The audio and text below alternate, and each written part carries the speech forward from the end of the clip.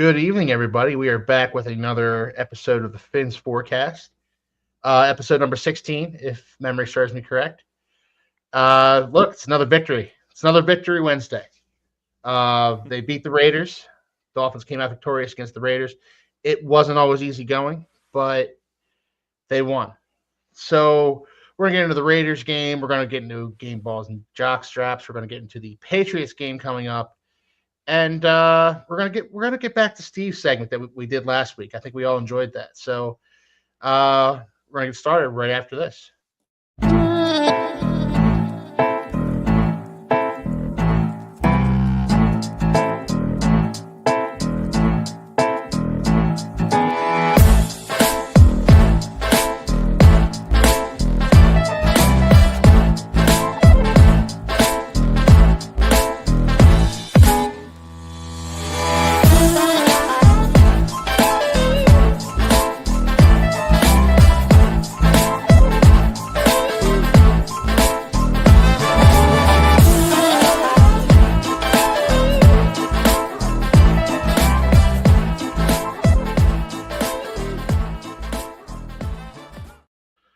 Okay, for the uninitiated, that was our new intro.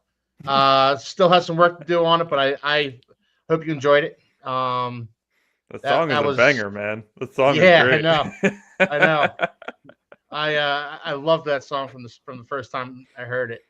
So hope you guys enjoyed it. If you did enjoy it, please leave a comment about it because we're gonna keep on doing more stuff like that, more different intros to our segments, stuff like that.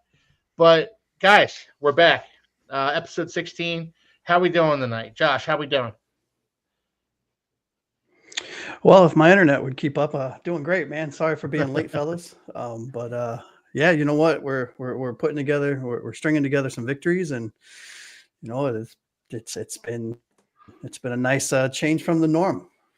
Yeah, it certainly has. It's these shows are so much more fun to do when they're winning. I don't think I'm speaking out of turn by saying that. Steve, how you doing tonight, man? Doing well. Probably about another 2-3 weeks, and I'll be dad again. But like Josh said, when the Dolphins are winning, everything feels good, you know. So Yeah. it just it does seem though without Campbell and Sealer, this defense has nobody else to set the tone. So hopefully, as weeks progress, somebody else can, start stepping up like Ramsey did at the end of the game there. Absolutely. Yeah, For sure. Food tastes better. The air smells sweeter in the air when the Dolphins are winning. It's life's just better when the Dolphins win football games. Anthony, how you doing tonight, man? Yeah, it feels good to Victory Monday is way better than a loss on Monday morning. But I had the game on. I didn't get to watch a ton of it live because I was hosting the kind of gender reveal for my parents and Holly's parents and stuff. So that was a lot of fun. But sometimes that takes up Sundays, unfortunately. but there was a lot of Dolphins fans in my house because my dad and my brother are also Dolphins fans. So like we made sure to keep an eye on that TV as we were doing the festivities, walking by, like what's going on.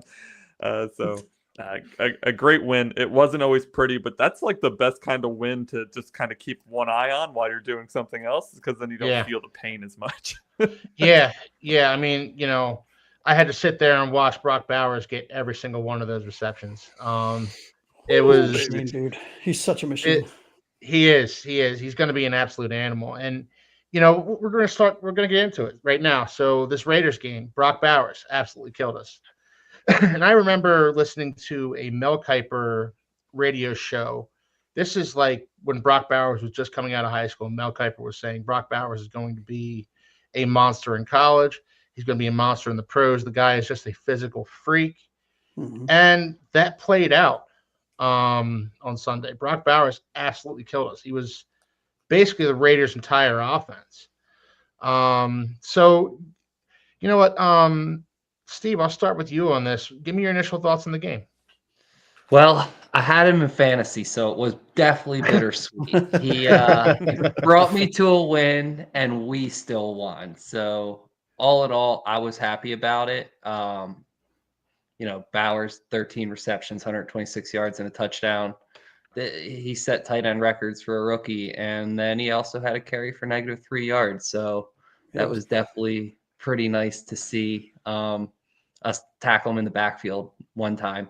But other than that, I mean, he's the next big thing as the tight end. Like, you had your Travis Kelce era, you had your Rob Gronkowski era. Back in the day, we had, Tony Gonzalez, Mark Chimura, like all kinds of, great tight ends, cool tight ends that were fun to watch. He's going to be the next big one that everybody's going to have their eyes on for a long time to come. If you have a dynasty league and you don't have him, good luck.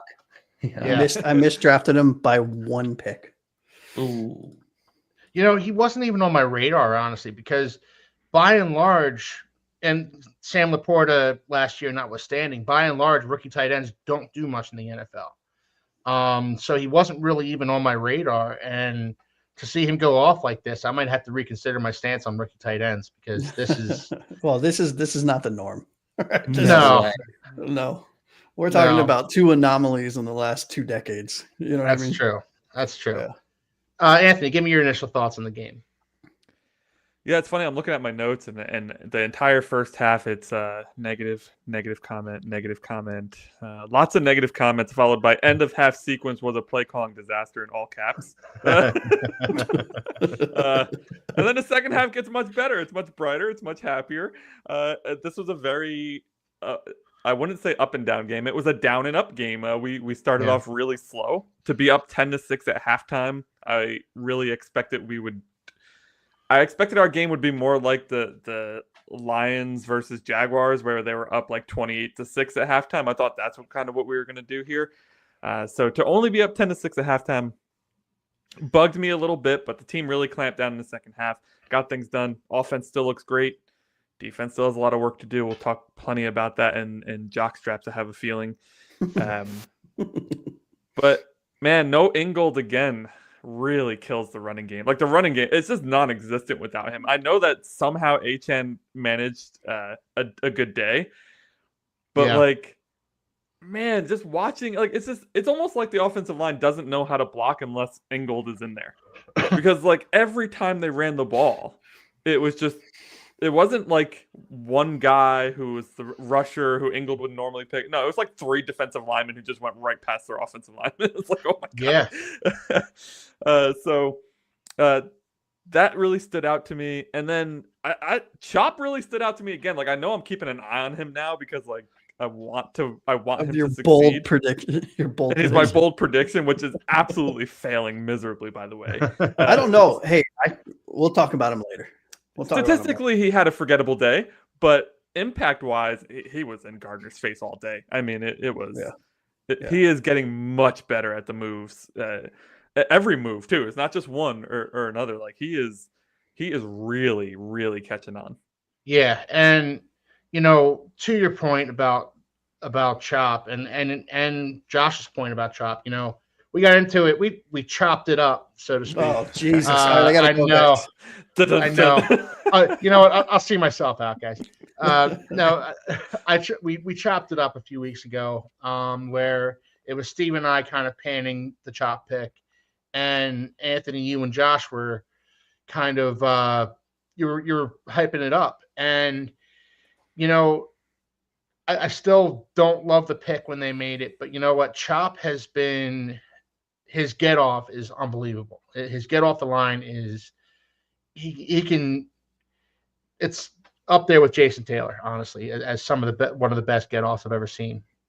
And he's really starting to, like you said, get those pass rushing moves together. And man, if he puts it together, he is going to be a monster. So he's just like Jalen. I feel like it took Jalen Phillips a couple years before we finally saw the impact. Like. And we could see he was good. He was fast. He was quick off the line. Like, but he just wasn't getting the plays, right? He wasn't getting in on the play. I feel it's the same thing with Chop. Like, he's not in on the play a ton, but he's making an impact.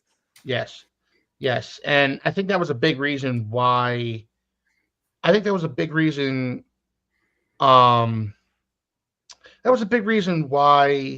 They threw to Brock Bowers as often as they did, because the underneath routes that Brock Bowers was running, Gardner knew he had to get the ball out fast.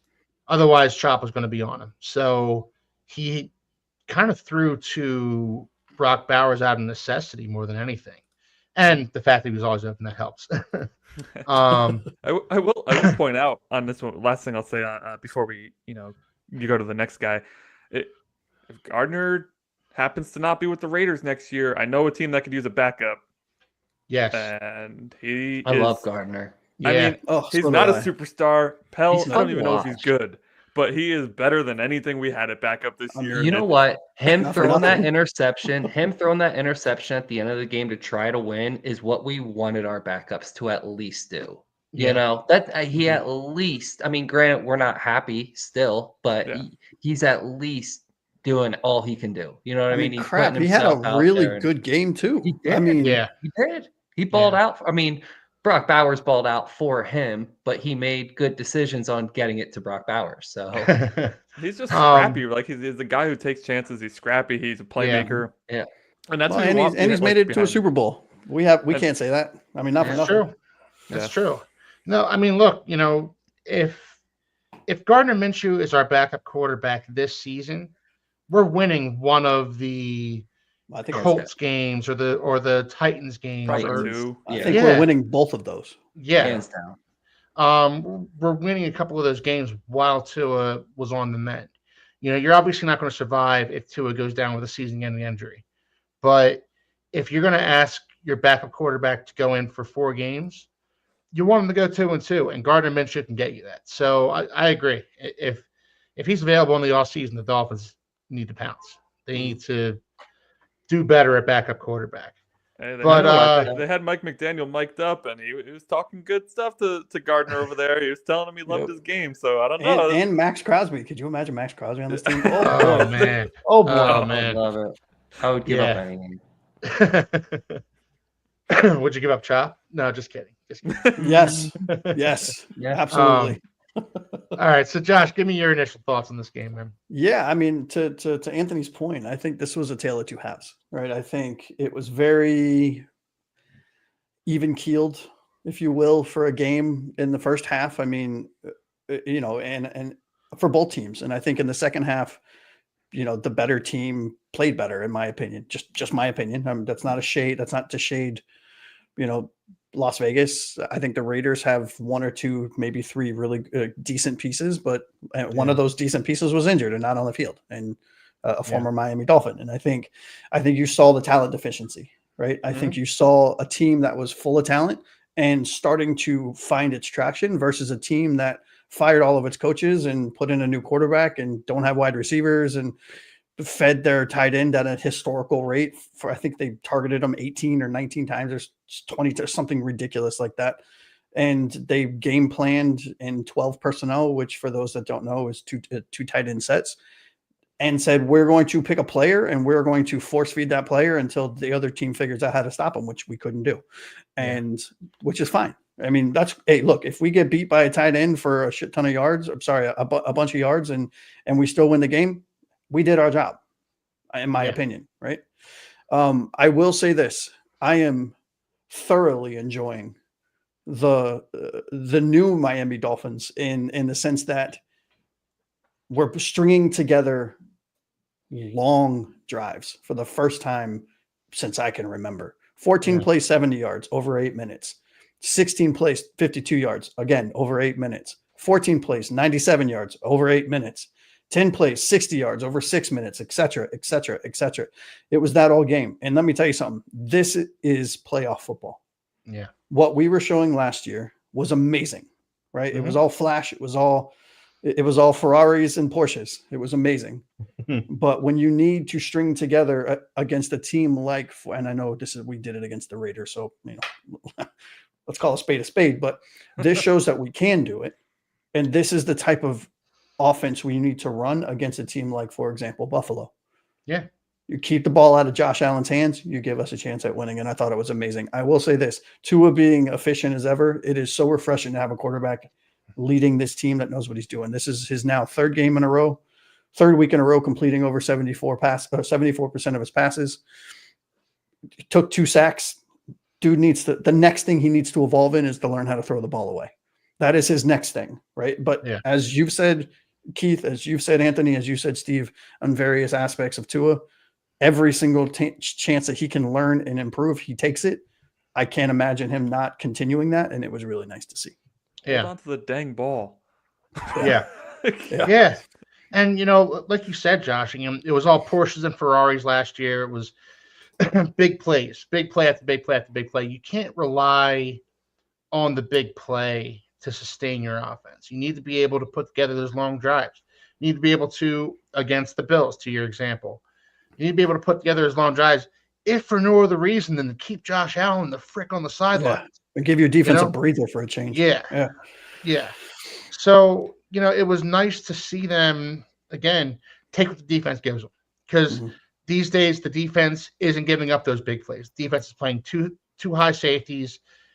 We're not going to let Tyreek run past us. Okay, fine, fair enough. We're going to matriculate, as Hank Stram said for the Kansas City Chiefs. We're going to matriculate the ball down the field, and that's the Dolphins. Absolutely. Let me ask you guys a question, and I don't think it's too wild to say this for as early as this player is in his career.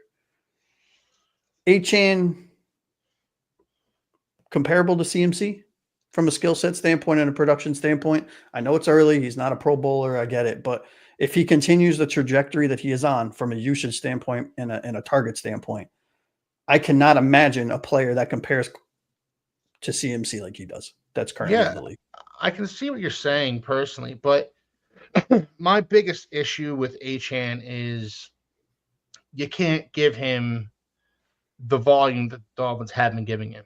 Yeah, that's true. You need to kind of, and I understand he's their best back. He's their most explosive weapon, especially in the backfield. But you need to find a way to work Raheem Mostert in a little bit more than you have been the last 2 weeks.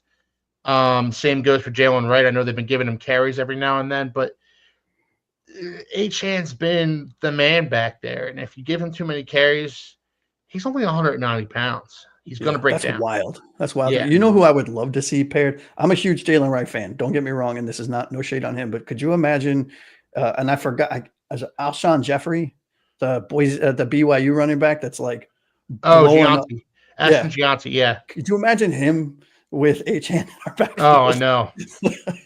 I know. But who I'd like to see, a guy like Brandon Jacobs for the Giants. A thunder and lightning kind of combination that they have going on. Who's the running back for Detroit? David Montgomery. Yeah. Like that kind of back too would be cool. All right, let's go to the chat here real quick. We have True Fin Fan checking in. Finally on time. Can't remember if I said 20. Yeah, you said something around those lines. Yeah. I mean, in your defense, man, written down. We all pretty much by and large agreed with you there. So, yeah, we had about the same score as all of us. I don't have it written down. I lied. I've always said this team was built wrong. If they built a team that played a double tight end style with heavy running, you can't play Tua like Marino. Okay. You say this a lot, True Fins fan. I don't necessarily agree with it. I don't know about you, Keith, but this is an old school style of football that just doesn't really work so much anymore. I mean, the Lions are making it work this year to kind of prove me wrong. But the past, we don't see it work a ton anymore, is what I should say. You need really good players at those positions for that to work. Yeah, and the NFL is cyclical to an extent. You have Alec Ingold kind of playing the Daryl Johnston role on the 90 Cowboys, Moose Johnston. And that's great. And that being said, we need to be able to, maybe it is double tight end sets. I don't know. But we need to be able to figure out a way. We barely have one tight end. I mean, we have one good tight end, and who else? Yeah. We need to be able to figure out how to run the ball without Alec Ingold on the field. Well, that's not going to happen. That's not going to happen.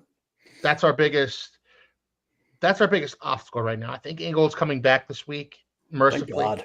Yes.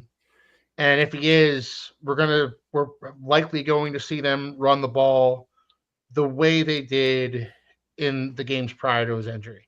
Yeah, I'd like to get an Amber Alert out for Raheem Mostert because it's terrifying. I've never seen a fall off like this before in my life. Well, I mean, he's been ever. benched. I mean, that's Well, what they the Joe benched him Shad 2 thing. games. Yeah. Yeah, the Joe Shad thing was talking about, and somebody else from one of the Dolphins beat reporters was writing it out too. He's essentially been moved to the RB3 behind Wright. So it's Achane, Wright, and then Mostert, which No, I don't know if I get it. I don't know if I fully agree with that. Yeah, I'm with you there. Yeah. No, I don't. But I get it with all the fumbles and sure, I fine. But make them earn it, make them earn a spot back. But I've never seen somebody break NFL records one year. Yeah, it's in crazy. multiple categories, and then what does he have, like 300 yards all year total? Yeah, in receiving and rushing. Yeah, like that's insane to me. Yeah, I called him all the way off this year. Like I was so high on Mostert to start the season, and I couldn't have been more wrong about anything else. Yeah, he was still running like a superstar. He just couldn't hold on to the ball. I mean, yeah, he's still running hard. He's still hitting the holes, and I think we haven't seen the last of Raheem Mostert this season. No. But after Playoff those back. 2 huge fumbles against the Bills and the Colts, you sit him down for a little bit because those fumbles legitimately cost us games. I mean, I don't want to overstate. I don't want to overstate it, but I legitimately those were bad fumbles at the worst possible times. True Fin fan says Devon Achane is very similar to Marshall Faulk, same number and everything. Yeah. Split touch receptions, his vision is off the charts. Yeah, don't run like he's Earl Campbell. Absolutely. I think it's a great comparison, True Fin fan. That's a perfect comparison. Good. Yeah. It's exciting to have a player like that in a team. I mean, he's really come on hard and fast. Yeah. You understand what I'm saying? I'm saying instead of Tyreek and Waddle, we should have drafted 2 athletic, fast tight ends. Yeah, I mean, I get what you're saying. I think we all understand what you're saying, but the problem is, where are you going to get these guys? These fast, athletic tight ends that you speak of. There's not a lot of them out there. I mean, we have especially where we drafted the last couple of years. You're not trading up for a tight end. You're just in the first round. You're not doing that. Right. If Brock Bowers would have dropped to us in the draft, then I think we would have probably taken it. I mean, the last time I checked, this team scored 70 points last year. I mean, the offense hasn't been the problem. And we've broken what since Tua's come back. We're over 20. Record. Well, no, but we're over 25, 24 points per game. We just had our first 30-point game since Washington last year. Yeah, and we're statistically we're the second most efficient team all season. We broke some sort of yardage record too because somebody mentioned it to McDaniel and he had his classic smart aleck response. Really? He was like, "Oh, good. I was hoping to have some weird 5-game sample record-breaking performance." Yeah, I thought it was cool though that we were the second most. So we were the most efficient team all season until Detroit ended their game, and then they took that spot over. Okay.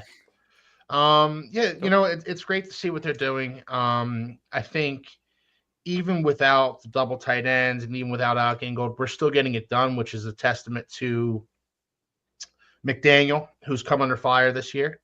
It's a testament to Tua. It's a testament to the entire offense, the offensive line. Weaver. So, yeah. I mean, I know he had I don't know if this is going to be somebody's jock strap, but I want to say one more thing. It's Durham Smith and Julian Hill. I don't know where you learned to block, but you're both really, really bad at being a lead blocker in the run game. They're bad. I hope to never see you there again.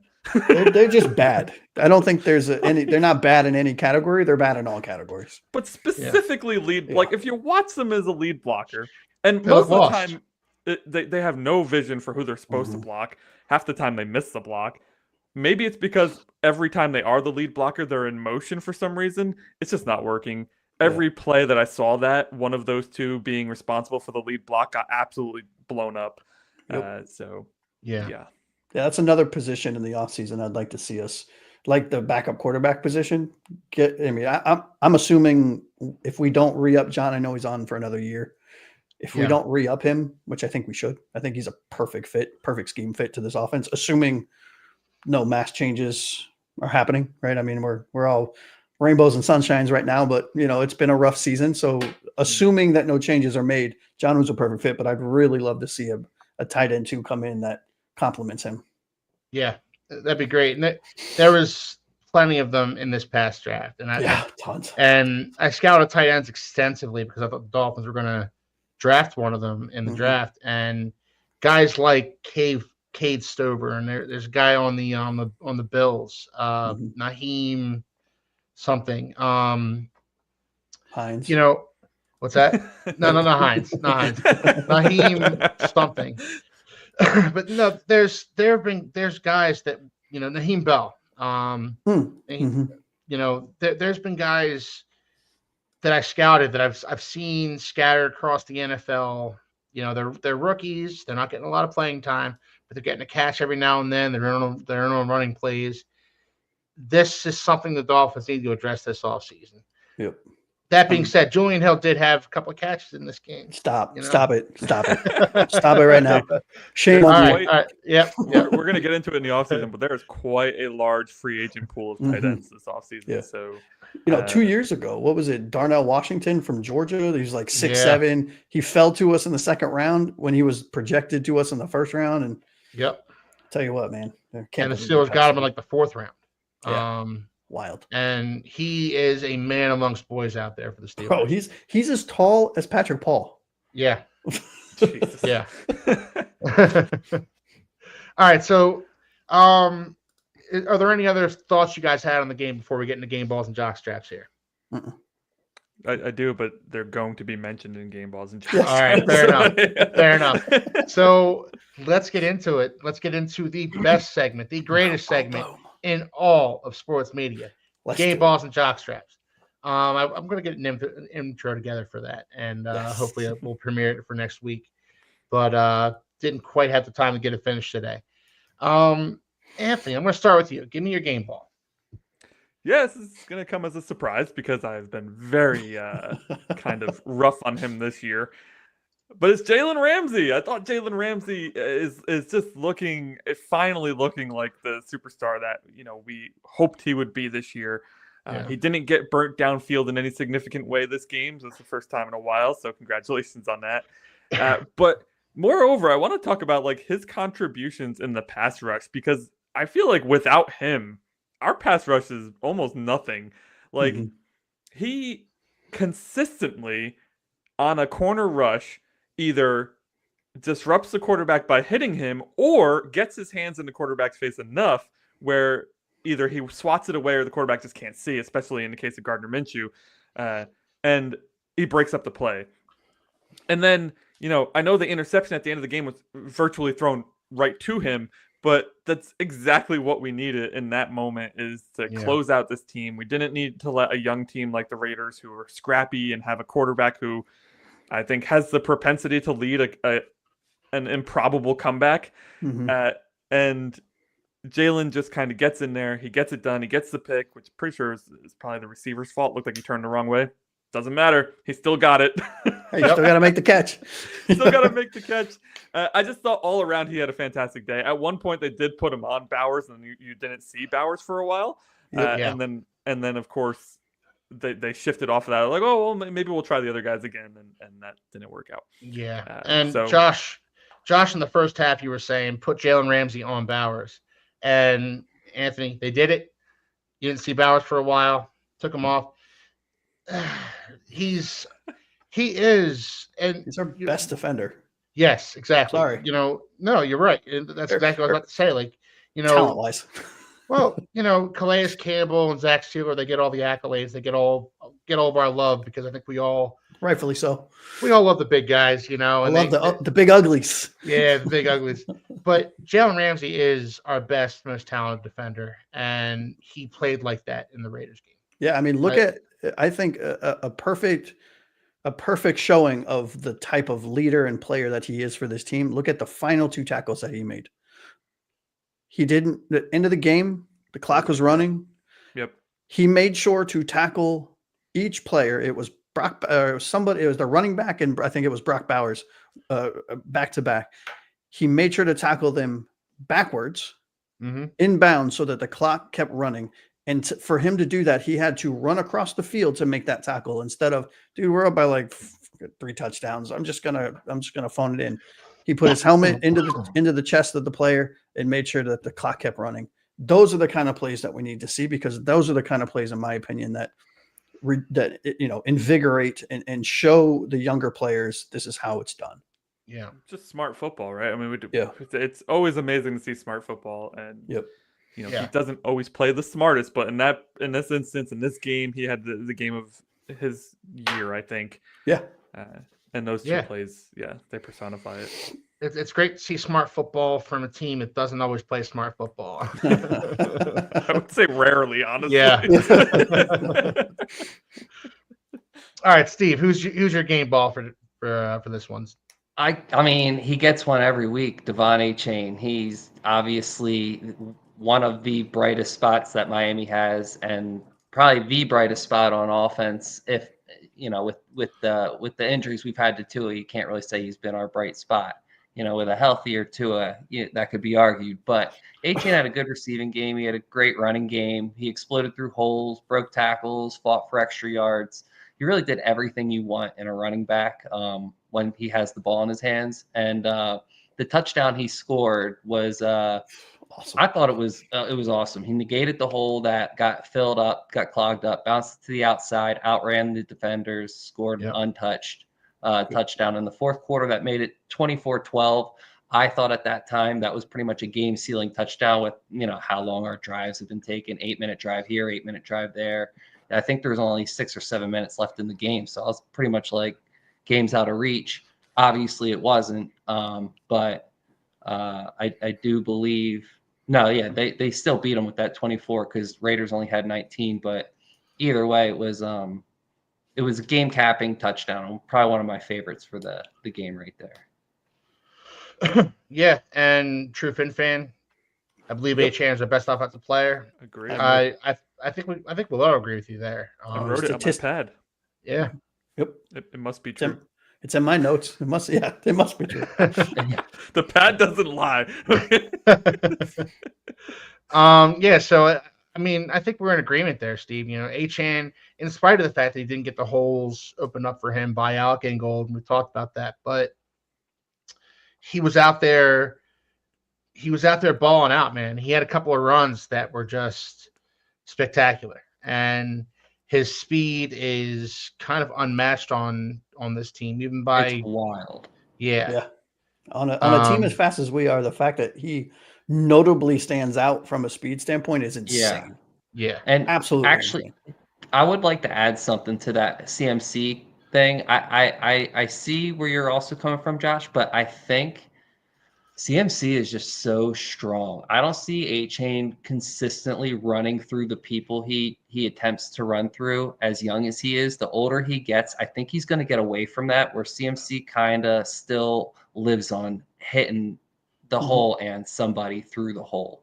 I see Achane more of kind of getting into more of a Reggie Bush kind of role, catching the ball out of the backfield, getting better with his hands to find the open space and getting the speed there. Yeah, I love seeing the checkdowns, man. Like that was one thing that I think Anthony, all of us at some point in the group chat were screaming for. Like, just stop force feeding it to Waddle and Hill. Use them as decoys. Like check it down until they stop it. Yeah, and then it opens up the deep pass, and it's been awesome to see. He had 4 receptions for 32 yards, and I mean the 32 yards aren't a whole lot of yards, but they were big yards every time he caught it. They were the most important 32 yards every or all 4 of those receptions were important ones. I think we mentioned it last week. They are getting real good at that swing pass. They really are. Yeah. It's looking sweet. Yeah, it's beautiful. And talk about leading a player perfectly into a full sprint. It's been beautiful. Yeah. And to your point, Josh, you continue to check it down to these guys. You continue to check it down to Jonnu, or whether it's Achane, or even Malik Washington, who has shown flashes. You check it down to these guys. It's going to open up. It's going to open up this big passing game. It's going to open up these big plays that they've been lacking this year. We haven't had many big plays. We had that one, the Tyreek in week 1, where he kind of caught it and outran everybody. But other than that, it hasn't been Ferraris. It's been Ford Focuses and Honda Civics. I love it.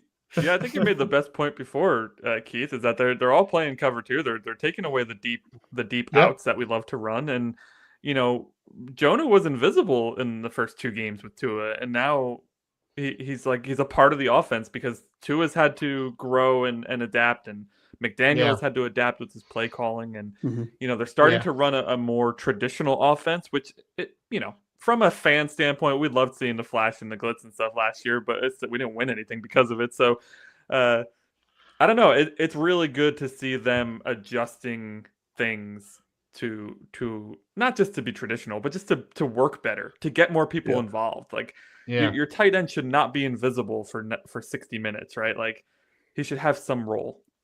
Well, he definitely had a role this week, and I'm sure somebody will touch on him in a minute. Yeah. Yeah. So Josh, give me your game ball. Yeah, my game ball, I actually bounced between 4 players. Well, 3 players and a group of players. And landed finally on Chop. I rewatched the game a few times, and I'll be honest, statistically was very negligible. Oh, I can't say that word, sorry. But I think that this was his best game as a Miami Dolphin. I think that the last 3 games, you've seen why he was a first-round pick.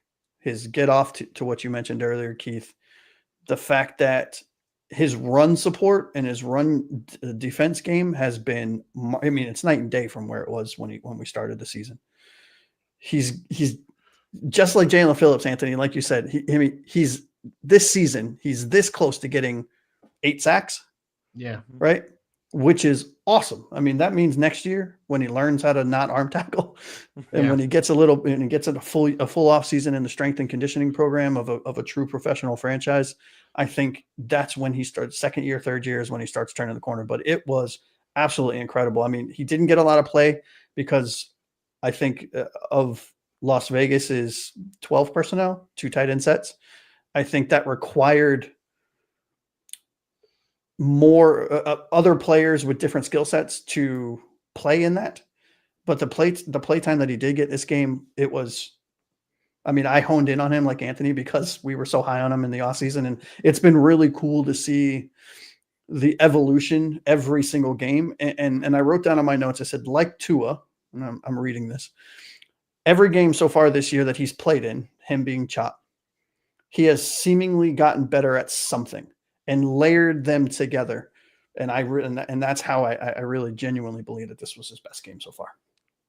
Yeah. I'm excited about Chop for maybe the first time, honestly, because, and then you pair him with Jalen Phillips and Bradley Chubb, and suddenly next season, this Dolphins pass rush is going to give quarterbacks nightmares. Well, I think there's going to be some massive changes, but we'll talk about that in the offseason. I think 2 of those 3 players are not going to be on this team next year. Ooh, okay. That's a spicy take. But we will save that for later on. Yes. I really and we'll get to the comment in a sec, but I wanted to comment on Chop's best pass rush. At one point, he literally took the right tackle and threw him aside like he was a bag of potatoes. Like the dude went tumbling down the field, and Chop was just right on Minshew, and Minshew threw it away, unfortunately. But the raw power all of a sudden from a speed rusher, it was unbelievable. Yeah. Yeah, and this is what they were talking about when they said this guy was an athletic freak coming out of Penn State. Oh, yeah. Yep. This is exactly what they were talking about. And, of course, I saw it. I saw the athletic traits. I didn't know he was going to put it together this fast. Yeah. This is cool to see. It didn't look like it in the first 6 games of the season. That's it didn't. It sure didn't. It did. But it's so crazy that you can see. It's so crazy when you see somebody with untapped potential, kind of that light switch finally clicking over, or that light bulb going, or whatever analogy you want to use. It's such an amazing thing to see. Yeah. Chop Robinson's pressure rate is actually among the best in the league amongst rookies. Yep. Not sure. I did see that. It was second to Verse over in the rant. With Yeah. What to say, baby? Jason Taylor didn't arrive till year 3. Patience. Yeah. And I think that's what we have to have. We have to have a little patience. And don't forget, this fan base, this fickle fan base, was ready to throw Phillips out after year one. Yeah. Oh, he's garbage. Oh, he's not what he was touted to be. He's always injured. Well, now look at him. You know what I mean? And I see Steve. I love Steve's little subtle like. And in our defense, we still have PTSD from Deion Jordan. I was just thinking and, that. and Charles Harris. Oh God. Charles Harris and Deion Jordan. Oh my gosh. The next segment, you guys will know why I'm just not talking. It's so Jared Odrick too. Jared Odrick. I mean, there's 3 of them. I mean, look, Jared Odrick though. I was a not so closet fan of him. He was bad. Yeah, it's not bad. He wasn't as bad as the other 2. That's true. He wasn't as bad as the other 2. Look, how the hell do you trade with the Raiders of all teams? You give them you trade your first and a third to trade up to the number 3 overall pick, and all you come out with is Deion Jordan. Like, are you kidding me? Yeah. And I thought we were getting Lane Johnson with that pick. I wanted Lane Johnson so bad. Yeah. So just getting to my game ball. It's okay. Just getting to my game ball real quick. I'm going with Johnny. I'm going with Jonnu Smith. Jonnu Smith, and this is a stat that I think you pointed out to me, Josh, that was originally featured on the Pat McAfee show. Jonnu Smith is the first Dolphins tight end with over 100 yards receiving and 2 touchdowns in one game. In the history of the franchise. In the history of the franchise. Yeah. And, we went through all the Dolphins tight ends in our chat. We went through all the Dolphins tight ends throughout the past, and it's not a who's who of Hall of Fame tight ends. It's not like we're not talking about Tony Gonzalez is here. We're not talking about Gronk's here, but there are guys like Randy McMichael, guys like Charles Clay, Anthony Fasano. You would have thought one of these guys would have. Even Mike Gesicki, who was a 6'5", gazelle. Yeah, he already has 100 yards and 2 touchdowns with the Bengals. yeah. How about it? So, yeah, I mean, so that's my game ball, and I thought about giving it to Tua. Tua played another efficient game. He played another game where he was able to avoid a couple of rushes, get outside the pocket, make some plays. The touchdown pass to Tyreek Hill, loved it. 3 touchdown passes, yeah, Josh. But the touchdown pass to Tyreek Hill where he just moved outside the pocket, kind of ran parallel to the line of scrimmage, and threw a dart to Tyreek Hill in the end zone. It was just it was beautiful. This is what we were looking for from Tua last year. These are the kind of plays we were hoping he would be making. This is Alabama Tua. Yes. Yeah, I think he's sneaky athletic. He's not Josh Allen. He's not Lamar Jackson, but he has the athleticism to escape the pocket. That's also what you get with a Tyreek and a Jalen Waddle. In multiple occasions, those 2 saw their quarterback in distress and went and helped him. And like that same play that you're talking about with Tyreek getting that touchdown, Odell was there. He didn't make a single move back towards the quarterback. He was like, "Oh, I guess I'm not open." And he just stood there. I mean, Tyreek, meanwhile, is on the other side of the field and is like, "Oh crap!" It bolts over and gets open for the touchdown. Unbelievable. Yeah, and it's great to see. And again, this isn't an aspect the Dolphins offense had last year. Tua wasn't escaping the pocket and making plays. He wasn't, and if he was throwing a wildly inaccurate football.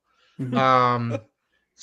But this year he's worked on that. That's something he clearly worked on in the offseason, and we kind of didn't see the fruits of that labor until he came back from his injury. Yeah, and I think that him losing as much weight as he lost also helps because he stacked on poundage to stay healthy. Yeah, and you don't want your quarterback to be built like a linebacker. No, of course not. And I know we're like a little past where we should be from a time standpoint, but I thought this was really, really cool. And Keith, I'm not sure if you were going to mention that Jonnu toss with the game ball. If you want to mention it, I'll leave it in your hands. Go ahead. I just thought this was some like voodoo wizard crap. It blew my mind when I saw it. So on the first touchdown, right, that he got, he in celebration just blindly back to the crowd, chucked it in the air in celebration. The ball landed in the lap of his family, but not just his family, of his eldest son, who told him, "I want you to score a touchdown for me today, Dad." How crazy is that? Unbelievable Wild. story. He deserves the game ball. Yeah. I was going to give it to then I had to give it to Jonnu. And Tua gets Keith enough of 'em. Jackson, Randy McMichael, Keith Byers. Keith Byers was a fullback, I believe. I don't think he was a tight end, but I think he was I think he was an old school version of an H back where he played both. Fair enough. Yeah, kind of like Fullback, Trash tight Clay end, same thing. Yeah, but you know, you expect, but again, you expect one of these guys to have gone over 100 yards and gotten two TDs in a game in the entire history of the Miami Dolphins, and especially during the Marino era. Come on, but it never happened. So Donna's the first. He gets my game ball. I'm going to move right into my jock strap. I know we're going a little bit over in time here, so I'm going to get right into my jock strap. My jock strap goes to, and truthfully, you guys all took my jock strap, so but going into this, you can say mine if you want. My jock strap's going to go to Cater Kohu. He missed a couple tackles in this game that were big tackles. My jock strap goes to the tackling on this team in general because they didn't do a very good job of it.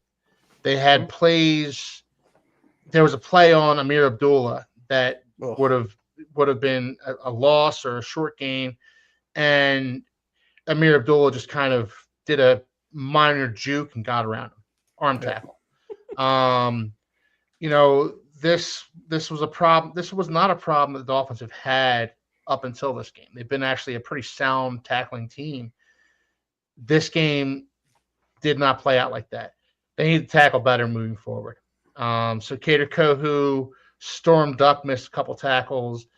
The linebackers, they need to tackle better moving forward because they ain't going to get it done against some of these opponents are going to be playing in the future. So it was the fourth thing I wrote down, and then later in the game I put a star next to it. It says Kohu out here tackling like a traffic dummy. Yeah, because he just runs up to the guy and falls over. Like, what is he doing? And on that same play that you mentioned, Keith, what the hell, Cam Smith, I think it was, might have been Storm Duck. One of them broke the wrong way. Yeah, which led to that one-on-one open field miss. Because theoretically, if two players are running, it would have turned Abdullah inwards instead of outwards. But yeah, he doesn't get a pass. No, and those are plays you have to make. You had Amir Abdullah, who's he's shifty, he's decent. He's my buddy Jameson, who might be watching tonight. He's a Nebraska alum, and he loves Amir Abdullah. Loved him since he came in the league. Man, he's a mid running back. He's a mid-tier running back. You got to make that play. You got to make garbage. If your friends, if your boy's listening, he's garbage. No, I'm kidding. The Lions kept trying so hard to get it back like that too. Amir Abdullah, then DeAndre Swift, and now Jahmyr Gibbs. They just kept trying until they found one. Yeah, perfect marriage though between Montgomery and them right now. Yeah, seriously. So yeah, my game ball goes to Cater Kohu and the tackling and Jock my jock strap. Ball. Sorry, yeah, they don't get the game ball. No, the jock strap. You got a stinky one. Yes. Steve, who's your jock strap go to? So I'm really happy you went before me because I'm giving mine to Anthony Weaver, and you really covered a bunch of things that I was going to cover. He's got this team tackling like a bunch of pool torpedoes. Like everybody's heads down, they're just diving, and nobody knows where they're going. So it doesn't look like it's organized football out there when we're tackling like that. Even Ramsey likes to tackle that way, but for some reason he can just time it right to where he's successful with it. Just throwing his body in front of somebody. But I hate that. And it seems like we're kind of leaning that way. And also, Anthony Weaver seems to be stuck in a zone. Not like a good zone, like a zone on the field. And I think we can switch to man. Against this team, we couldn't, though. When you're running 12 personnel, you can't. Not with our personnel. You can't. I don't think you can. I mean, I'm against it, but I think he can. I mean, Jalen Ramsey excels in man-to-man coverage. Mm-hmm. Kendall Fuller is a man-to-man coverage corner as well. Yeah, he didn't play in this one. I'm just saying the corners that we do have. Normally, absolutely. Yeah, 100%. Cam Smith is a man cover guy. Like Kohu is apparently a man cover guy, and we're playing zone constantly. You know what I mean? We're getting zone beat. Like Brock Bowers is just somebody's got to be on his hip, but we're just letting him find the soft spots in between everything. You know what I mean? Yeah. So, me personally, it doesn't. There's no pressure on Minshew. So when you're, I think I disagree with that. I thought we got tons of pressure on Minshew. We had 3 sacks, but really, you don't. I would have rather. I didn't. I feel like I saw Minshew comfortable more than I didn't. Yeah, I will say our defensive line tackles and plays very well, but our secondary needs to figure it the hell out. The 3 sacks we did get were good, but the pressure wasn't imminent. Like a couple guys were getting good pressure, but he wasn't under distress. It didn't seem like he had a whole lot of worry back there. And then when he did get tackled, it was just good, quick. I believe one was a drug out.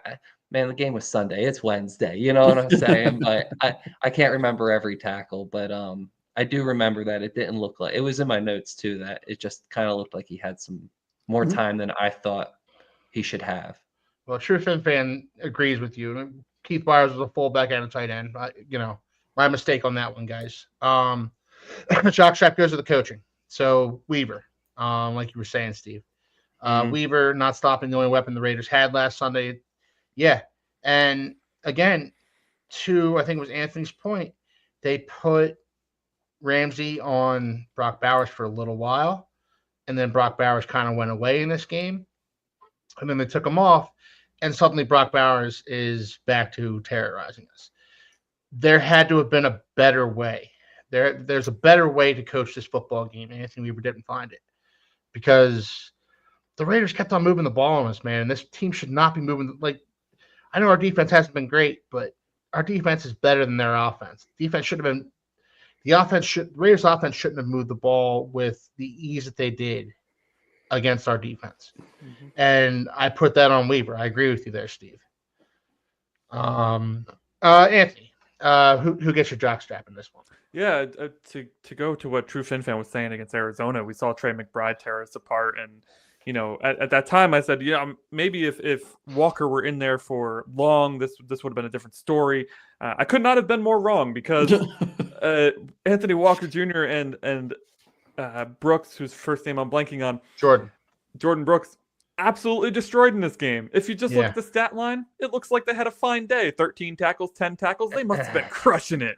Yeah, they were crushing it, all right. They were letting Brock Bowers run all over the place on them. It didn't matter. It wasn't just him. Anybody who lined up in the backfield and went out to the flat for a catch easily had 10 yards. I mean, these guys were just not in this game on Sunday. It was absolutely horrific to watch. Like, at one point, they line up Brock Bowers in the backfield. And in my mind, an amateur football watcher who is just a fan, I'm thinking to myself, watch out. Bowers is in the backfield. Like, they're swinging that to him, right? Not our defense. No way. They don't even notice. No, let's take 10 steps back before we make a decision. Unbelievable. I mean, sometimes I think they're just way over their heads, or they're overthinking it, or there's too much going on. I don't know what their language looks like, right? So I'm a big fan of coaches who simplify things. They seem to be the most successful coaches in the league. It doesn't need to be rocket science here. You can make it simple and still succeed. So to these two, I hope you have better days ahead, because this was the most atrocious ball I've seen from our middle linebacker group in a while. And hopefully we don't have any major tight ends to face again, because Jesus, we're in trouble. Yeah, we got a few. We got one or two. Yeah. We do. Oh, we got Kittle. Crap. I hope Kittle's out. And Njoku. I mean, I know he's on a crappy team, but Hunter Henry's a good tight end for New England. We have him next week. He's their leading receiver. We'll get to that later. Yeah, he's the Patriots' leading receiver right now. Yeah. So bad game overall, Anthony. I agree. And like I said, you guys are stealing you guys all said your jock straps first, and it was like, yep, that's a good one. That's a good one. And Josh, your jock strap is just three weeks in a row. The ultimate jock strap. Golden plated. The jock strap of all jock straps. It's the stinkiest golden plated. Yeah. So lay it on us, man. I'm gonna say 2 words and then we can move on. Okay. I don't need to talk about this. I'm so tired of talking about this guy again. Jordan Poyer, done. Let's move on. Bench him. Oh, I added 2 words. I agree. I'll also add 2 words. A piece of agree. No, I'm kidding. That's 3 words. Yeah. No, he's a Bill sleeper agent or something. I don't understand. So bad. So I think bad. what I'm going to say, I said I was going to stop, but I got to get this off my chest. Something that bothered me in the offseason was Jordan Poyer coming out and puffing out his chest and saying, and I've said this, I think I said this last show, coming out and saying, oh, the Dolphins' perspective when I was with the Bills, the perspective of the Dolphins was that they were soft mentally. Bro, you can't say that and then come and play like dog shit. And I know I'm not supposed to cuss on here, and I apologize to the young fans that are listening to this, but you can't say that and talk like that and act like your crap doesn't stink and then come and play like dog duty. You know what I mean? Well, and be soft mentally yourself. You know? Horrible. It's not just physical errors that he's making; it's mental errors. The hit he made on Keon Coleman that cost the Dolphins a lot of field position that the cost us the game. Ultimately took advantage of.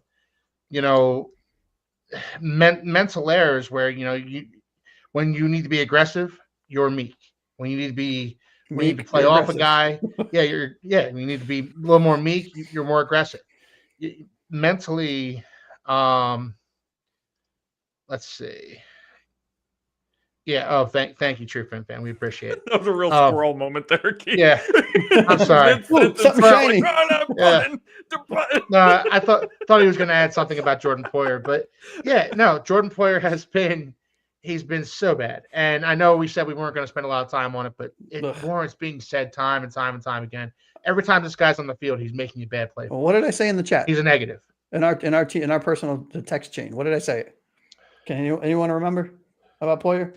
A lot of Poyer stuff in that chat. I don't know, man. Yeah. He is going to be my jockstrap every single week until he proves that he's not. Sorry to break it to you fans for you want some diversity. Well, we got 3 other hosts.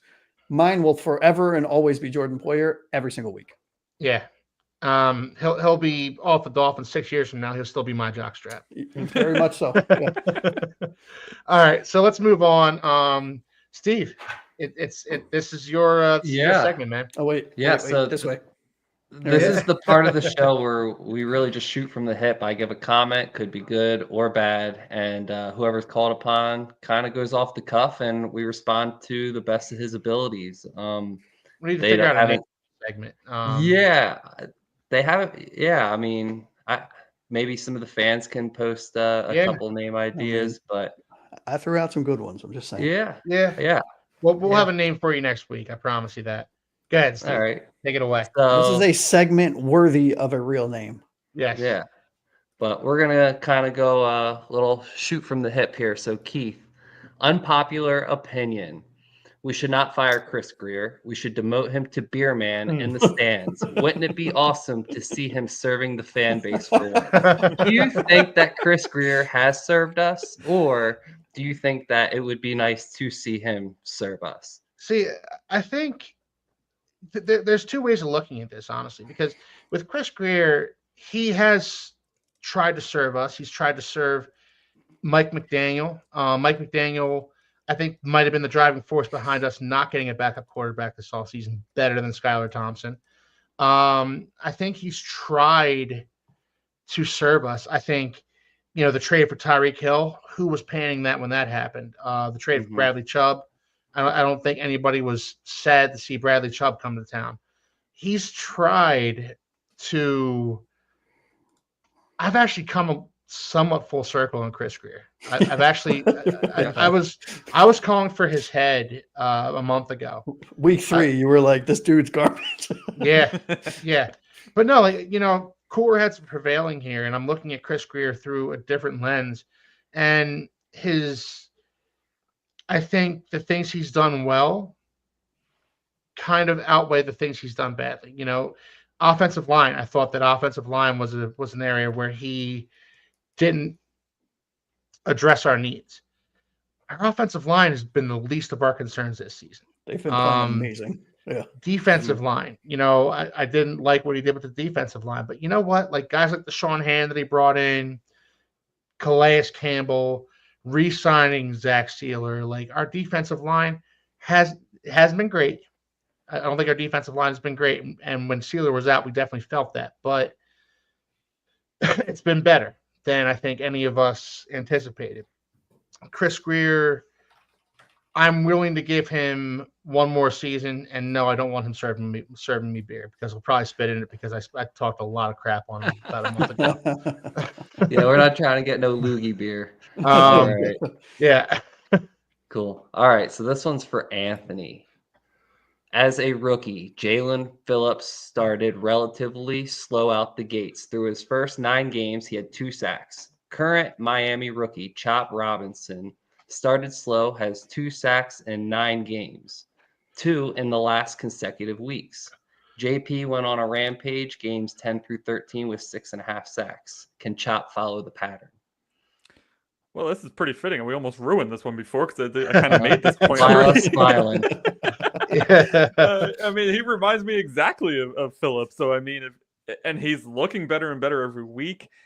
I don't really know our schedule off the top of my head to see. Let's see. Here it is. Let's see. Okay. New England, Drake May could definitely get a sack there. Green Bay, the Jets twice. Oh yeah, he's gonna. It's open season for chopping those ones. So I do see it. Yeah, I think Cleveland too. Jameis Winston takes a sack every 3.5 seconds. So I absolutely see an opportunity for Chop to get 6.5 sacks in. I would say the rest of the season. I don't know about these next 4 games as this suggests, but certainly by the end of the year. Awesome. All right, Josh. Oh boy. So I have something to go with this because I did do a little research with it real quick, but I feel like the Dolphins have had issues covering tight ends since like 2001. It's unbelievable. Some of the tight ends that we've had to deal with since 2001 on, our respective rival teams are Mark Campbell, Dawson Knox, Anthony Beck, Tyler Conklin, Daniel Graham, Ben Watson, Gronkowski, tight ends like that. Is it a tight end issue or is it a Miami Dolphins issue? I think it's both. I mean, I think, some of the names you named, one of them in particular is probably going down as the best to ever do it in Gronk, in my opinion. I mean, arguable. There are some discussions that can be had, but you look at his numbers and you look at, I am the least biggest Patriots fan out there, and I got to give it to him. I got to give it to the man, right? That being all of that being said, I do think that for whatever reason, and I don't know if this is just in my own head, but I do think the Dolphins have, for whatever reason, have an issue covering tight ends. Ever since I've been a fan, we haven't been able to cover tight ends. I don't know why. I don't know if it's mental lapse or whatever the case is, but I think it's a combination of both. Really good tight ends going against a team that, for whatever reason, forgets about them. You know what I mean? Yeah. Yeah. Lack of middle linebacker talent too, I would say. Yeah. Well, yeah. I agree with you about Gronk though. Josh, sorry. I agree with you about Gronk. He's the best I've ever seen. I mean, just insane. I mean, he's dumb as rocks, but I'll tell you what, that man can play football. Yeah. All right, I got one more for each of you, if that's all right, real quick. Yeah, I think we have time for that. All right, Keith, here's another one for you. This game is so scripted. How is Cater going in with a tackle like that? Did you talk to this fan about a scripted NFL game? Is there any script to these games, do you think, Keith? No, I don't think there's any script to these games. My late Uncle Bob used to talk about they're so scripted. I can't believe, No, I don't see a script to this. Do you think Vegas has any pull to these games? No. No. No, I really don't. I just think I just think the Dolphins, I think they fell victim to something that we told them not to fall victim to last week, where they were looking past an opponent. I think they saw this Raiders game on the schedule and they said, we're better. We're playing better football. We have Tua back. We're better. We're going to beat them. We're going to roll the ball out there, and we're going to win by 2 touchdowns. And we did. We did. It took a while to get us there, but no, I think, I think that there were a lot of failings. Not just Cater Kohu, not just Storm Duck, Anthony Weaver didn't call a good game. It's just, this was a comedy of errors, and we still got the victory, which is a testament to the talent on this team. Yeah, I agree. I don't know if that answers your question, but No. Hey, for all of the fans out there that think the game is really scripted, Anthony and I have a bridge in Brooklyn that we could sell you if you're interested. Yeah. It's a nice one. I see it all the time about the script and Vegas this and look, they did that. They if the missed the NFL over. if the NFL was truly scripted, I think they would have not had Bill Belichick rule the NFL for the past 20 years. Oh yeah. Could Dan you Marino think of would a have more had one. could you think of a more dour spokesman for the NFL than Bill Belichick? I'm curious, right. like, do the people who say it's scripted ever play like the game of telephone in grade school, where they have you like start with a sentence and say it to the next person, then by the time it gets to the end, it's a completely like. Now imagine that with 10,000 employees, and let's see who messes up, right? Exactly. All right. All right, Ant. Oh, stop it with all that Miami won. We haven't beat nobody. 2 teams with a losing record. Stop it, please, okay? Is that the attitude to have? Like we just beat the Raiders, and we have a couple easy games on the way. We have one of the easiest schedules from here on out. With Miami being with Miami winning, I mean, beating nobody, is that our fault? I mean, I think we've beaten some professional teams here. What do you think? Yeah, I mean, the Rams didn't have a losing record. I don't know what he's on about there. They were fighting for the division lead, and we beat them on Monday night in front of a national audience. So I think that game was pretty important to them. Listen, I understand this mindset. I totally get it. Like, many of our fan base are just in a bad way, and I can't blame them. We've all lived through it for the past 30 years, 30, 40 years, whatever. But you got to take the wins as you get them. It's a hard league to win in, and I know it's like everybody says that, and like, well, what about the Chiefs and what about the Patriots? They've had like this success. Like, all right, we're talking about like Andy Reid and Bill Belichick, who are like the Don Shula and name another old coach who was amazing back in the day of our time, right? Like, it's just not really fair to compare everything to that. Mm-hmm. And listen, the Jaguars win was rough. I think we all kind of agreed that like that win didn't prove anything, right? And the same thing with the Patriots win. But these 2 wins were different. These 2 wins were impressive. I know the first half looked rough. Second half, we played like last year, I thought. We played very well. And I still, like, I know I downplayed it last week, but then the more I think about it and the more I see, like, the Rams, it's like, we beat the Rams on Monday night. Like, that was team is such stacked. a huge win. Yeah. Arguably one of the best coaches in the league. Yep. One of the best coaches in the league. They were healthy, which we all like grimace about constantly. Like, these teams get healthy just in time for us. They had Puka back, they had Kupp back, they had Kyron Williams back. Like, everybody was back. Stafford was back, their offensive line, and we still beat them handily on national TV. I think that just enjoy it, man. You don't know how many more wins we're going to get. You don't know if you're going to get playoff football. So, like, we potentially only have a month and a half left to watch our Dolphins play before we have to wait 8 freaking months to see them play again. So try to enjoy it. Yeah, and Anthony, you said this, right? You can only play your schedule. Yeah. I mean, it's not like it's just in college where we make our schedule. We are given a schedule, and at the beginning of the year, everyone was like, oh, the last 6 games are so incredibly hard. Well, turns out they're not, because the other teams are garbage. So good for us. Why are you sad about that? Yeah, that just gives us a better chance at making the playoffs. What kind of? I can't stand. I can't stop playing the victim. All right, Josh. Last one. Here we go. Woe is me. Shit, that drives me nuts. Oh, sorry. All right. Tua is doing good, but y'all crazy if y'all think he makes us a Super Bowl contender. I don't even think Dallas fans say that about Dak, and Tua is weaker than Dak. Do you think Dak is better than Tua? No, I think I could. No.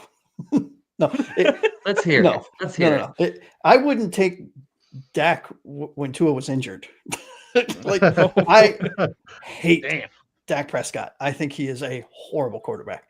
And if this fan or these fans, if this was a collective thought, think that Tua doesn't make us a Super Bowl contender, look at what we were without him.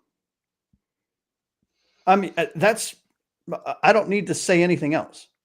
Look at the stark difference between product on the field. You don't like him as a person. I don't understand how he's the nicest guy on the planet.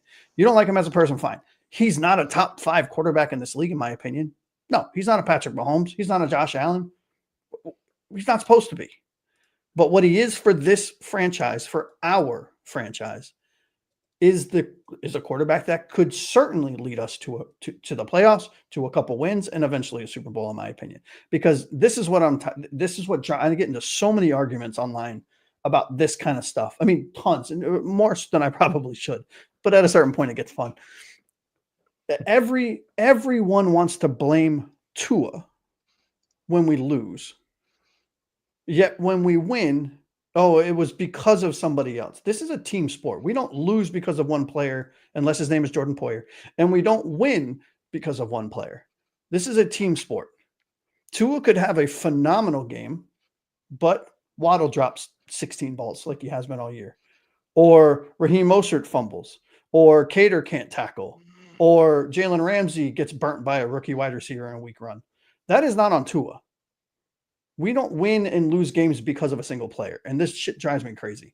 Yes, I do absolutely think that he can bring us to the Super Bowl. And again, it will, if we win, if we were to ever win, it is a team win, not a player win.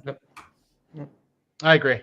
We can win a Super Bowl with Tua. We can win with Tua. I got one more for me. Is that all right? It'll take me 10 seconds. Sure. All right. All I want for Christmas is the Dolphins to get a quality backup for next year. Please. I'm sorry, bud. You ain't getting it for Christmas. Nope. Yeah, that ship's kind of sailed, hasn't it, Steve? Yeah. By the way, All 28 points per game since Tua came back. That's nuts. Yeah. I mean, yeah, and what was it, like 5 when he was gone or something? If 11. 11. Yeah, might as It well was a have little been. better than 5, but not by much. Yeah. All right. So we're going to move on to the Patriots game here, guys. We have the Patriots coming up at Hard Rock Stadium on Sunday. We've already played them in Foxborough this season and beat them by a heel. But yeah, this is a game that looks winnable. We have Drake May coming in. We played Jacoby Brissett last time when we played the Patriots. Jacoby Brissett was their starting quarterback. This time it's Drake May. So I'm going to start off with Drake May because Drake May is a guy who I liked a lot coming out of college. Went to North Carolina, typically a basketball school, and my first thought was I didn't realize the Patriots needed a power forward, but but no, like it's typically a basketball school. Drake May coming out of college here, I liked him. I liked him a lot. I liked his mobility. I liked his athleticism. I like his maturity. I think he's a good leader. And by and large, it looks like he's figuring it out in the NFL. It looks like he's really kind of, he's not a deer in the headlights here. He belongs in the NFL, I think. Mm-hmm. So give me your initial thoughts on Drake May first and foremost here, Anthony. Yeah, this team is hard to figure out, and May especially. I think he's played some good games, but in the games that they've won, surprisingly enough, it wasn't because he played a particularly good game. In the games where he's thrown for like 240 plus, they were behind by a lot in those games. So just slinging the ball to try to catch up. I think May has looked okay. I think he wasn't supposed to play this year. The Patriots fans that I've heard and seen on the internet didn't want him to play this year. They were hoping Brissett could survive the entire season. But you got to understand Gerard Mayo is playing for his job as well, so he needs to get some spark in there. So I think May can be dangerous. We just saw Gardner Minshew throw all around the town on us. If they come in with a similar game plan to try to get Hunter Henry involved or try to take advantage of our middle linebackers with a speedy guy, like maybe they get Kendrick Bourne in there a little more, who has shown flashes, but I think Demario Douglas is the big problem. Yeah. I think they could give us a fit. I mean, listen, this game screams spoiler, right? Like this is a division opponent who sees their other division rival trying to make a comeback from a horrific start to a season to make the playoffs. Why would they not want to be the ones to destroy that dream? And I could see Drake May leading that charge because I think he's played well enough against, and well enough that he could get it done against us. Yeah, I agree. That's kind of what I was kind of going to get into here, Anthony. Whereas like it feels like a spoiler game. It feels like a game. I in spite of, I don't want to think that way, but it kind of feels that way. So Steve, what are your thoughts on this? Kind of talk me off the ledge a little bit here. Yeah, I don't think he's the next Tom Brady, but I also think that he is going to be the next face of that quarterback franchise there. He is kind of only getting a little bit better. He, has been throwing picks more these last 3 games than he has the first. How many games does he have? 7. So the first 4 or 5 games, he only had 2, and now he's got 4 the last 3 games. But his passing percentage, 2 out of 3 he completes, and the yardages are only going up. He almost had 300 yards twice. Once against Jacksonville, once against the Rams. It's pretty good for a rookie who's only got 7, 8 games under his belt. Can't really call him reckless with all the picks. I would call that more of a learning experience. But for the body of work that we're seeing from him, I think Patriots fans ultimately can be happy with what they're seeing. I don't think he's a threat this year or next year, but if they keep the faith and the patience, I think they can really build this kid. Yeah, I agree. Talk you off the ledge. Don't worry, Keith. Talk me off the ledge, Josh. I'll talk you off the ledge. All right. So as for true, you know what? Let me put this up real quick. Hold on a second. I did it already. Oh, you put the other one up. 6-0. That should tell you everything you need to know, right? We're 6-0 against the Pats. I don't see it changing. But 3 stats, right, that should give you hope. 17 sacks in 7 games that he's taken. Their offensive line is hot garbage. The Pats offense ranks 31st in the league, averaging 281 yards per game total, and their defense ranks 20th. I mean, if we are a team coming into firing on all cylinders, we're starting to, right? We're getting the long drives going. We're playing very, very good football right now. Yes, Drake May. I like all 3 of you said. I think Drake May was my top quarterback coming out of the draft. Shout out to Brian, my best friend, one of my really good friends, who is a huge Drake May and Tar Heel fan. He called it. He's absolutely correct. I should have listened to him in my dynasty league and taken him in the first round, but that's a whole nother story. Knicks, buddy.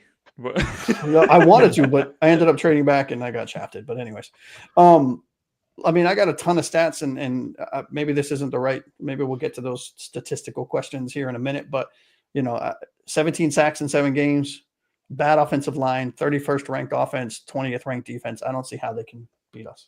Right? I mean, it might be close. It might be a little nail biter here and there, but we'll get the victory. Yeah, I like it. This is also a classic look-ahead game because the Dolphins have the Patriots on Sunday at home, and then they have a big one on Thanksgiving Day. If they get past the Patriots, they have a big one. They have a big game on Thanksgiving Day, Thanksgiving night in Lambeau against the Packers. So this is a classic look-ahead game. So the Dolphins need to focus on the Patriots, focus on rushing this bad offensive line, I think. They need to focus on containing Ramondre Stevenson, maybe getting him to fumble for a change because he had a bit of a problem with that earlier on in the season that got him benched. And getting Drake May's face. This is not a team that's going to overwhelm you with their talent, a lot like the Raiders. They've got holes. Yeah. They've got holes. They've got holes both defensively and offensively, and the Dolphins need to exploit them. So talk to me about some of those holes, Anthony. Yeah, I think the holes we need to exploit is pretty much the entire defense, right? I looking at the defense, they have 2 really good defensive ends who can be disruptors in Keon White and Dietrich Wise Jr. But outside of that, I'm not seeing the Christian Gonzalez we've seen in the past. I'm not seeing this defense that we've gotten accustomed to being really good with Bill Belichick as head coach. Even as late as last year, we were saying, well, the Patriots offense is hot garbage, but at least their defense is keeping them in games. That's just not the case this year. The defensively, they're giving up points left and right. I mean, they let Jacksonville score 32 points. Jacksonville. That team's out there looking like a high school team right now, and they scored 32 points. JV team. Yeah. Right. So, I mean, the biggest weakness we can exploit, aside from them having a rookie quarterback, and maybe our defense can do something against them, but I say build on your strengths. Our strength is our offense. Let us rip. let them go too high. Throw it deep. All right. Like, just challenge them on this. Challenge the fact that Tyreek will be better than anything they can put up against him. If you throw a pick or two, that's completely fine. But I want to see us really push that ball downfield. Don't let them in the game like we did last time, right? Don't let them hang around. That's a game we should have lost. I've talked about it time and time again. We have Tua back this time. Let's just let it rip and take advantage of that defense. Yep. Look, Tua's a Patriot killer, man. I'm not trying to jinx it, but I say it every time we play him. He's undefeated against them. Yeah, and he's undefeated against 5. We're 6-0. 5 of those victories were against much better Patriots teams. You know what I mean? Yeah. Yeah. Last year at home, we beat them 31-17. I would love us to repeat that. Yeah. Certainly possible. Certainly. This is a game we need to win. This is a game we need to win. This is a game we should win. So let's get into predictions. How do we see this game playing out? Steve, tell me how you see this game playing out. I mean, listen, I wouldn't take too much gambling advice from me, but I would take the over. I would take the points. I would take the Miami Dolphins, and I would bet the house because I think we are going to whoop their butt. I feel like this is going to be one of them 2023 games where, Tua's had 2 kind of good games in a row. I feel like Tyreek Hill has, kind of warmed up the engine a little bit. I feel like you're going to see a big game out of him. I feel like you're going to see a big game blocking out of the offensive line. I think the holes are going to open up. Engold's coming back. I think we're going to run for 125 altogether. Pass for over 3, and I think we're going to put up 45 points on the Patriots. Oh, Jesus. Damn. Whoa. Look at you. All right. Mr. Pessimistic, turning that frown upside down, baby. Wow. 45 points. Okay. Well, I love it. That's the whole spread, by the way. I think we're going to cover the spread ourselves. Okay. Take the under. I'm kidding. I'm just kidding. That's what I said. Don't take gambling advice from me. But if I were to, I have them winning 13-10. No, I'm kidding. I just. All right. So 45 to what, Steve? 27. 45 to 27. Wow. I will let them score points because our defense they can't stop a cold. So. Okay. All right. They've proven in the past that they can stop a cold, though. They can, but they held the Rams without a touchdown. They held, Yes, that was by far their most impressive defensive game. But overall, I've seen more bad. Okay, when Tua was hurt, they weren't getting the best field position, but they weren't getting anything for a loss. Every play was for a gain. I haven't seen them really get any 3 and outs without a penalty in a long time. Fair enough. Dolphins. They got one against the Raiders last week, by the way. 3 and out, did they? Without the penalty? Because I remember the one with the penalty. Maybe there's a penalty involved. Dolphins 34, Pats 14. True Phins fan sees a blowout as well. 6-0 against the Patriots. Campbell and Sealer lead on Sunday. Okay. And then, just in case we didn't catch it the first time, True Phins fan came back in and told us. He doubled down on it. Yeah. Actually, tripled. It's up there too. Yeah. All right. So, Josh, give me a prediction here, man. Yeah, I got Dolphins winning 27-13. Okay. 27-13. Anthony, prediction? Yeah, I mean, I think if the Patriots are going to win this game, it's going to be behind Ramondre Stevenson on offense and Keon White on defense. Seriously, if you haven't seen White this year, because who the hell's watching the Patriots? Nobody. Go check him out. The dude's amazing. They have a real gem in this kid. But I think that we win this 31-13. Okay. I have a closer game than all you guys. They beat the Rams 28-23 last week. I see this game being 28-21.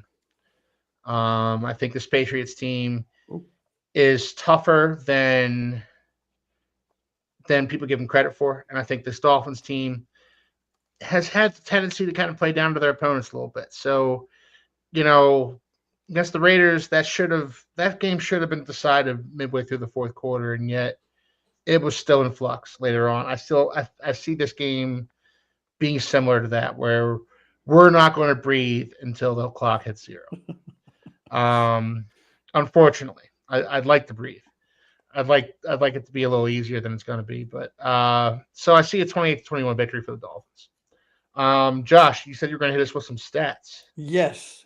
So far, I'm superstitious when it comes to football. If for those of you that don't know me too well, I've been last 3 weeks. I've spewed out random stats about our opponent versus ours. We've won every game. I'm going to keep doing it until we lose. Sorry, just got to deal with it. So Patriots team stats: 189 total first downs, 64 rushing, 104 of those are passing, 21 are by penalty. So 189 total first downs, 2 hour, 194 total. Right. These stats paint a picture of the two teams. Right. So 53 out of 153 third down conversions. We're 55 for 129, or 55 of 129. They're 9 for 13 on fourth downs. We're 5 of 18. They average 4.4 yards per play. We're at 4.9. They average 4.4 rushing yards. We average 4.2. 5.9 average passing yards. We're at 6.8. And field goals were pretty much even. 19 of 22, 19 of 23 for us. I would have thought we had a better average running the ball. 4.2. I did too. I was shocked when I saw that. But don't forget, we have a lot of negative rushes with Wright and Mostert. Yeah, fair enough. I will say if we do that whole quarter season equation where we look at the last 4 games, it's a 2-2 team versus a 2-2 team. So true. It could be a closer match than we. And look, I don't think so, but I mean, every year we say this, right? When a division team plays a division team, I mean, how many times did we play the Super Bowl champs, the eventual Super Bowl champs in the Patriots, and it was 20-27? Yeah, we lost. Or we played the Bills with Josh Allen, and we're a couple weeks ago, and we lost, albeit on a shitty joint employer play. Shocker. But we should have won that game. I mean, like, who the heck knows, right? Or when the Patriots were Super Bowl champions, they'd come down to Miami, and my best friend's a Patriots fan, and he always said strange things happen to the Patriots in Miami. So yeah, division games, you throw out the records. And you just, because these two teams, they know everything about one another. They see each other twice a year. We saw them already this season. Still haven't seen the Jets yet. We get Ingold and Fuller back, hopefully. Yes. And Dedrick Wise is DNP in practice for the last 2 days. So I did see that. Yeah, if they don't have Wise, then oh gosh. Poor Patriots fans. Yeah. But again, this is not a game we look past. This is not a game that I'm not looking past the Patriots. And I don't think they are. I don't think we are either. I really don't. I don't think we are either. But I would like to remind, if you're watching this, Mike McDaniel, which he is. Yeah, of course he is. I'm after this. Don't look past the Patriots. This is not a team to look past. It's not a team to be trifled with because it's an NFL team. And now bringing up our special guest of the evening, Mike McDaniel. No, I'm kidding. And honestly, I don't know if I'd be able to listen to him talk. Oh, God, yeah. Sorry, Mike, you're cut off. 2 minutes is all we had for you. Yeah. All right, in those 2 minutes, he said nothing. He said absolutely nothing. All right, so we're getting up to an hour and a half here, guys. It's been an awesome show. If you're out there, you like what you saw, Miami will not allow past anybody for the rest of the year. Yeah, that's a fair statement. It is. It is. But if you guys like what you saw, please like and subscribe, and leave some comments, because I'll check the comments. I know we all check the comments, and we'll get back to you should you comment. And look, go Phins. This is a winnable game against the Patriots, and if we win this game, we're 5-6 going to Lambeau, and a chance to really turn our season around. Could y'all imagine? It'd be amazing. Could you guys freaking imagine if we somehow pull this off? Yeah. Not this. I'm talking about the next couple. I mean, this season. Yeah. Could you freaking imagine if we pull this off somehow and make it to the playoffs? So who the heck knows once you're there? But get to the comeback in NFL history. We aren't out of it. The fat lady is not singing. Fat lady thinking about warming up her vocal cords a little bit, but she's not doing that just yet either. Let me ask you guys a question. We're still in this. Let me ask you, if we lose one, are we just, I mean, I know statistically. No, we're not out. But if we lose one, we're still, I mean, they're still, and then we run the table. Like if we lose, for example, to the Packers, who aren't AFC players, right? They're but then we run the table. We still have a chance, I believe, right? We still have a chance. We still have a chance. Very slim. I mean, our playoff odds right now are 9%. If we lose another one, it's gonna. I saw they were like 25. Low. NFL Network says they're 9. I didn't fact check their numbers though. So the problem is the rest of the AFC is so good. You have the Broncos, who are unexpectedly the 7th seed right now. See, I think it's the polar opposite. I think we have a chance because all but 2 teams are horrible this year in the AFC. Well, the thing is, the Broncos are going to be playing the Chargers coming up. The Chargers, they're both teams are going to be playing the Chiefs. Like this, we need to focus on us. Focus on winning our games. And that's what we have to stress here is that focus on the Patriots, and then we'll focus on the Packers. Yep. And True Fin fan giving a perfect example of us looking ahead. No, I'm kidding. I'm just messing with you. We're going to take this. We're going to take this a game at a time, guys. And we're going to be here every Wednesday at 7:00 to talk about our upcoming game and our previous game and kind of give a little perspective on how the Dolphins are looking in this playoff hunt because they're hunting for a playoff spot. They're coming. Objects are closer than they appear, and they're watching us in their rearview mirror. And here we come. So, guys, we're going to sign off for tonight. Anthony, you have any final thoughts? I did, and I forgot them. Listen, Sorry. it's a long road to the playoffs. Like I was just looking at, we're going against the Chargers, the Ravens, and the Broncos, and the worst record amongst those 3 is 6-5. So we got a long ways to go. One game at a time. Let's beat New England. I look forward to being absolutely miserable in the first half before blowing them out in the second half. That's how we do it. Our text, our intergroup text chain will prove yet again that we want to throw ourselves off the balcony in the first half and fly back up into our seats in the second half. Yep. We should show excerpts from our texting. No, I don't think it's fan friendly. It's not fan friendly. It's not. This is a family show. Steve, you have any final thoughts, man? Take the spread, take the over. All right. Josh, any final thoughts? Yeah, look at the spread, take the under. No, I'm kidding. No, look, I think we nailed everything. Just want to make sure to if we don't get a chance to tell everyone be safe out there and like, subscribe, and come check us out next week. Absolutely. Look, guys, go Phins. Fins up, baby. That's all I have to say about that. So for Anthony, for the Aqua Ace, Josh, for Steve, for myself, for the Phins Forecast channel, we're going to sign off for this week, and we'll see you guys next week. Have a nice night.